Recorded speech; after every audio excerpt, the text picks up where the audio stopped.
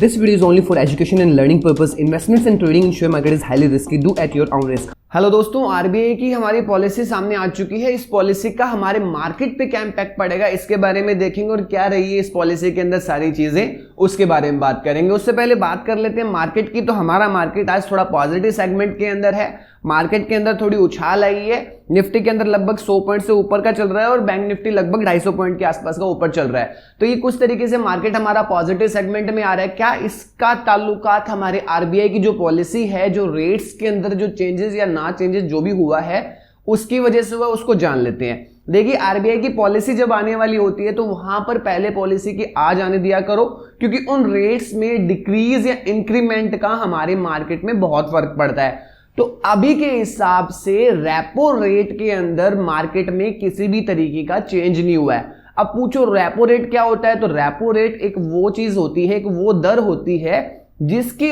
ऊपर RBI commercial banks यानी कि जो भी हमारे एसबीआई और जो फाइनेंशियल इंस्टीट्यूशंस है उनको लोन प्रोवाइड करता है। उसी के अकॉर्डिंग ये banks and financial institution market के अंदर लोन प्रोवाइड करते हैं और उससे मार्केट का बढ़ोतरी, घटना, इन्फ्लेशन रेट, इन सब पर फर्क पड़ता है। तो इसलिए ये पॉलिसीज बहुत ज्यादा इंपॉर्टेंट होती है। अगर इनके बारे में भी साथ साथ में आप पता लगाते हुए चलोगे, थोड़ा ध्यान में रखते हुए चलोगे, तो मार्केट के अंदर आप ठीक ठाक पैसा कमा पाओगे। अदरवाइज आपको नुकसान होने के चांसेस रहते हैं। देखो, इन्फ्लेशन रेट को कंट्रोल करने के लिए, मनी के फ्लो को कंट्रोल करने के लिए हमारे एक मॉनेटरी कमेटी पॉलिसी बनी होती है जिसके 6 मेंबर होते हैं और यही डिसाइड करते हैं कि मार्केट के अंदर मनी के फ्लो को कैसे डिसाइड करना है।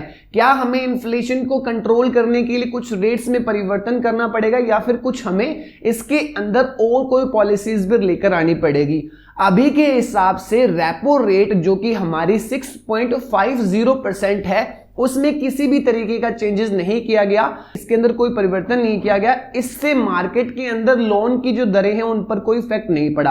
अब मार्केट के अंदर ज्यादा कोई चेंजेस हुआ नहीं है रेपो रेट के अंदर और इसकी पॉलिसीज के अंदर दरें सेम रही है। लास्ट चेंज 8 फरवरी को हुआ था, उसके बाद से अभी तक यही है। साथ में इसकी वजह से देखिए मार्केट में कोई फर्क तो नहीं पड़ा आज, ऐसा कुछ नहीं है। हालांकि मार्केट थोड़ा पॉजिटिव सेगमेंट में जा रहा है क्योंकि मार्केट में गिरावट आई थी। अगर परिवर्तन होता तो उसके अकॉर्डिंग मार्केट में परिवर्तन भी आता। अब रेपो रेट होती क्या है?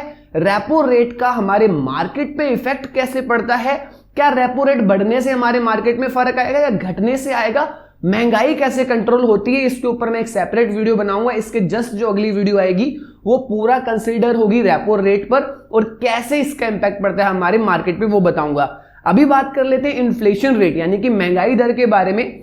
तो उसके बारे में जो प्रेडिक्शंस आ रहे हैं उसके हिसाब से अभी के अनुमान के अनुसार जो महंगाई दर 5.4% फाइनेंशियल की रखी हुई थी, वही अभी सितंबर महीने के अंदर उसमें जो अनुमान 6.2% का था वो बढ़कर 6.4% हो गया। यानी कि ये जो क्वार्टर चल रहा है इसके अंदर थोड़ा सा हमें महंगाई फेस करनी पड़ रही है। लेकिन जो अगला क्वार्टर आएगा, दिसंबर तिमाही का जो क्वार्टर आएगा, उसके अंदर इन्फ्लेशन रेट घटकर 5.7 से 5.6% यानी कि 6% रह जाएगी। थोड़ी सी महंगाई वहां पर हमें कम देखने को मिलेगी। उसी के बाद जो मार्च क्वार्टर आएगा उसके अंदर हमें यही महंगाई दर 5.2% देखने को मिलेगी। यानी कि 6.2 या 6.4 से लेकर 5.2 तक आ जाएगी महंगाई। हमें उस वक्त कम होती हुई नजर आएगी। कहीं ना कहीं वो दिन हमारे घरेलू चीजों में जो हम महंगाई को फेस कर रहे हैं उस वक्त महंगाई थोड़ी सी और कम हो जाएगी। जो मेन फेस महंगाई वाला है वो हमने देख लिया है। आगे जाके महंगाई थोड़ी थोड़ी कंट्रोल होती हुई में दिखेगी।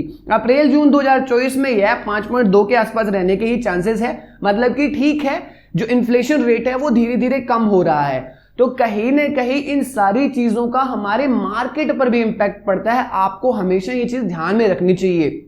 रही बात रेपो रेट की, बहुत जरूरी है, बहुत इंपॉर्टेंट है वो देखना, क्योंकि रेपो रेट में थोड़ा सा भी फ्लक्चुएशन होता है तो हमारे शेयर मार्केट के अंदर भी बहुत ज्यादा उतार चढ़ाव आते हैं। क्योंकि मनी का फ्लो परिवर्तित होते ही मार्केट के अंदर भी अकॉर्डिंगली परिवर्तन आते हैं। तो रेपो रेट होती क्या है, कैसे चेंजेस का क्या इंपैक्ट पड़ता है, वो नेक्स्ट वीडियो में मैं आपको समझा दूंगा।